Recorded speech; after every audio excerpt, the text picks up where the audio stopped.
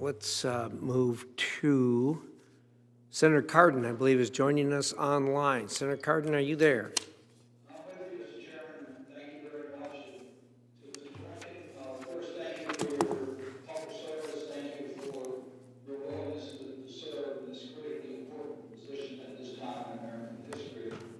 I very much appreciate, on a personal basis, having the opportunity to learn from you during my first 2 years in the Senate Foreign Relations Committee. You were the Democratic State Director. I still remember those first 2 years. So I thank you very much for your public service.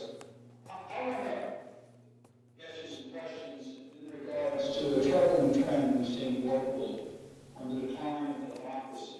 We announced, as observed, that in 2019 we had the 14th consecutive year of the decline in global freedom. Human Rights Watch says that its 2021 report that the Trump administration was a disaster for the protection of human rights. And President-elect Biden observed that democracy is under more pressure than any time since the 1930s.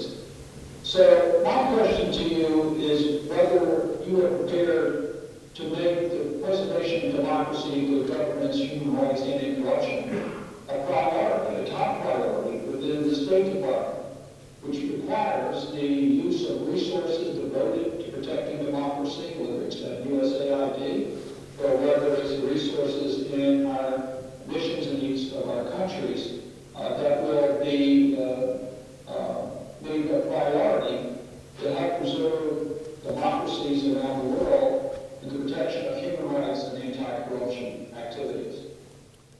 Senator, first of all, it's good to see you. And the short answer is yes. Absolutely. The President-elect's been very clear that our charge would be to put democracy and human rights back at the center of American foreign policy, and we intend to do just that. That is a question of resources. It's a question of focus. It's a question of commitment. Of course, a lot of this begins at home. Our ability to be a strong leader for and defender of democracy and human rights also depends, to a large extent, on the strength of our own democracy here at home. And as we've already discussed, we have some work to do on that account. You're absolutely right when you cite the backsliding we've seen. Freedom House has been tracking this, as many of you know, for decades. And of the 40 or so countries that were consistently ranked fully free in the 80s, 90s, and early 2000s, fully half of them have been backsliding on democratic metrics. And so this poses a real challenge. One of the goals that the President-elect has set for us is to try to convene a summit of democracies within the first year of his administration, to bring democratic countries together, to think together, both about some of the challenges that we face at home that are common to democracies, including rising populism, but also to think about a common agenda as we're dealing with the work of defending and advancing democracy around the world, to include combating corruption, to include standing up more effectively for human rights, to include having a united voice in calling out abuses of democracy or abuses of human rights. This is something that I hope we'll be able to put together toward the end of this year, and something that we would very much welcome the participation of members of Congress, and particularly members of this committee. Thank you for that. I would also urge you to be as progressive as you can with the budget director as to resources being devoted to democracy, because it's been a very small slice of USAID's budget, and just in the mission support is not as strong as I think it should be. I want to talk about one of the tools that has gotten the most international attention, that is the Magnitsky sanctions. It was interesting that it's been reported that was the first issue brought up by Mr. Putin when he met with President Trump. Are you committed to working with us to strengthen the Magnitsky global sanction regime to go against those actors that are not held accountable in their own states for those violations of human rights and corruption? Yes, I am. And I should just add that I think this has been a great achievement, Senator, of yours and of this committee. We've gone from Magnitsky to global Magnitsky to different countries now adopting their own Magnitsky-like laws, and now just recently the European Union. So I think this has been a tremendous success story in actually bringing the democratic countries of the world together and giving them an effective tool to actually push back against abuses of democracy and human rights. In regards to Magnitsky, to deal with the sunset that's provided in the statute currently, to remove that, but also to strengthen some of the areas. There are ways that we can strengthen the global Magnitsky through the State Department and getting more countries to adopt global Magnitsky statutes to make sure they're comprehensive, include corruption, and to make sure you have adequate staffing so that you can implement the law fully.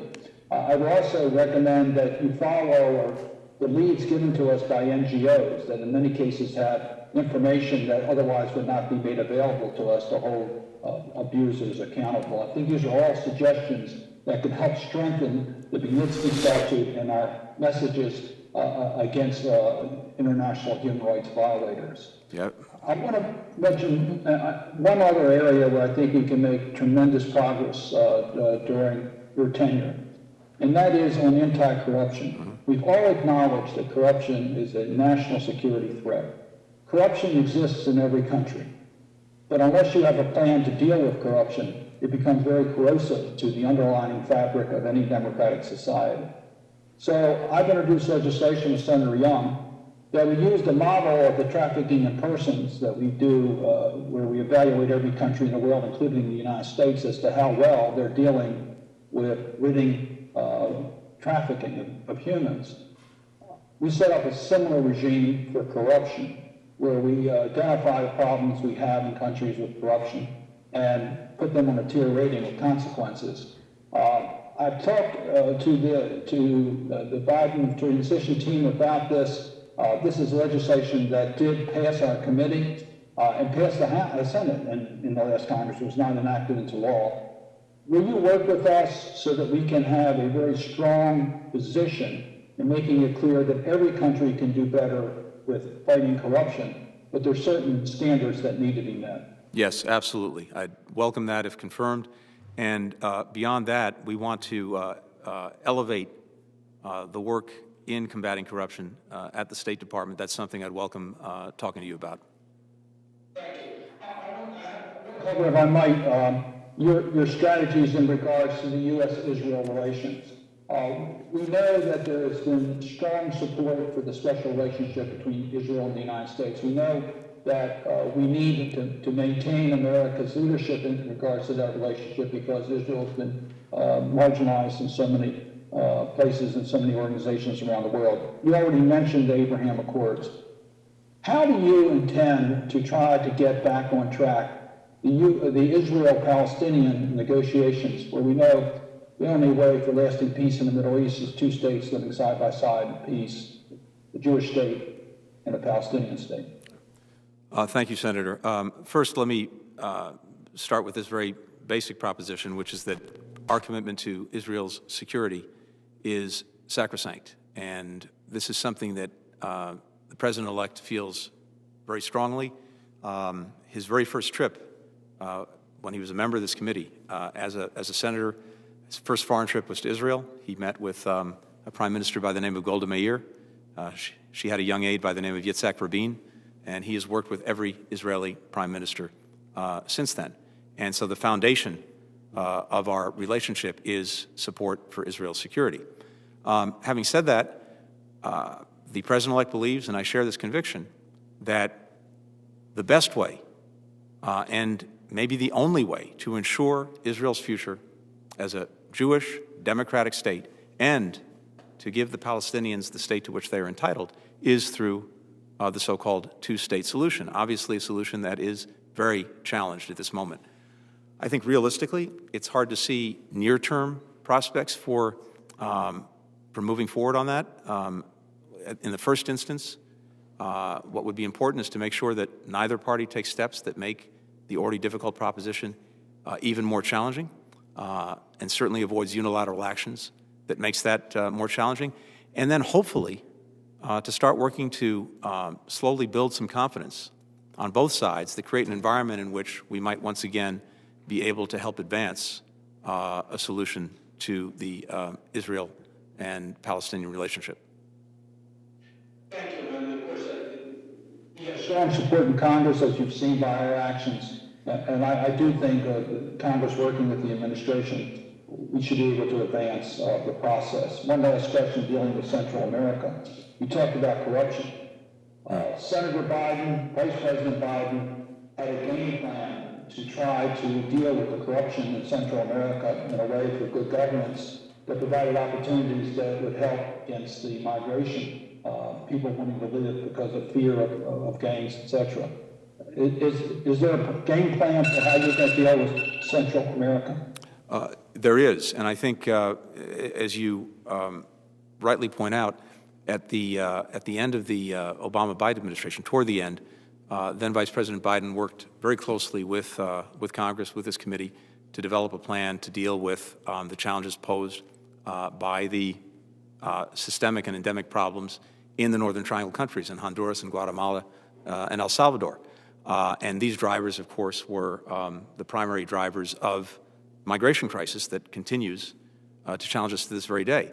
So getting at some of the root causes that are causing people to make that incredibly difficult decision to pick up one day, leave everything they know behind, leave their families, their country, their culture, their language behind, because life is simply not tolerable in its present circumstance. If we don't help these countries address those causes, it's going to be very hard to get at the root of the problem. And so there was a bipartisan plan put forward that passed Congress with about $800 million to help countries in the Northern Triangle, but not simply throwing money at them, but tying the assistance we were providing to concrete reforms that they would take in the criminal justice system, in combating corruption, in creating greater economic opportunity, et cetera. And we began to see some, I think, progress in each of those countries as a result of this assistance and coordination. Unfortunately, that plan went into abeyance in the last few years, and we will come forward to talk to you about a renewed effort at a bigger scale that involves assistance for the Northern Triangle countries, but again, assistance tied to concrete, demonstrable reforms. thank you very much. I appreciate it. And again, thank you for your service. Thank you, Mr. Chairman. Thank you, Senator Cardin.